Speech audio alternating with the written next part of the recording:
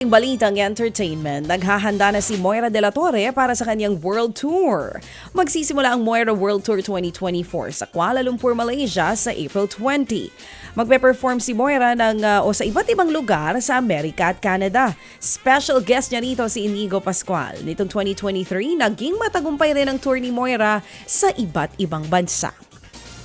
Samantala po naman, pagbati po ng safe travels and good morning kay Arabel Agzalda Hortaleza. Yan, kay Nicole Agzalda Laureano at kay Elaine Semana Deang. Good morning sa inyong lahat ha. At ingat daw kayo sa biyahe, sabi ni iyong mama dear. Alright, patungo sila sa norte. Ingat, ingat, ingat. Kala ko patungo kayo ng Bohol. Mas tututukan daw ngayon ni Filipina Dance Princess AC Bonifacio ang pagiging singer-songwriter ngayong taon. Ayon po kay AC, balak niya hong maglabas ng bagong kanta kasunod nga po ng For Myself.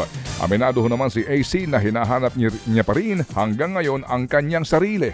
Ang kanyang genre ang hinahanap. Akala ko hindi po yung sarili ha. Sorry, I stand corrected. Kamakailan po lamang nag-debut sa teatro si AC para ho sa musical play na 25th Annual Putnam County Spelling Bee. Samantala, muli namang namaalam si Andy Eigenman sa kanyang namayapang inang si Jacqueline Jose. Sa kanyang huling Instagram post, ibinahagi niya ang larawan kung saan nila huling hinatid ang labi ng kanyang ina na si Jacqueline. Sa caption, sinabi ni Andy na higit pa sa sapat ang itinirang pagmamahal sa kanila ng kanyang ina. Lagi niya raw madarama at makikita sa kahit na anong parte ng kanyang buhay ang kanyang ina. Sa huli, sinabi niyang nasa paraiso na si Jacqueline at maaari nang magpahinga ang kanyang nanay. Samantala pa rin, ibinunyag ho naman ni Beyonce ang title ng kanyang paparating na album. Tatawaging Cowboy Carter, ang Renaissance Act 3 album ni Beyonce.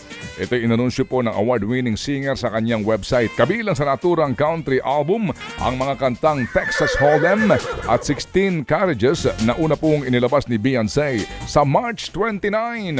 Birthday po ni Ninang Tinamonson Palma. Ilalabas ang naturang album Biyernes Santo. Samantala, may pasilip si BTS Suga sa kanyang concert film. Inilabas ni Suga ang main trailer ng kanyang D-Day the Movie na life reflection ng PEG. Tampok dito ang ilang performances niya sa nasabing concert. Ikukwento rin ni Suga ang mga pinagdaanan niya bilang isang K-pop idol. Kasama rin sa concert film ang co-members niyang sina RM Jimin at Jungkook. Sa April 10 ito ipalalabas sa mga sinihan sa Pilipinas. Ted Filon at DJ Chacha ngayon nasa Radyo 5 92.3 News FM Monday to Friday 6 to 10 a.m.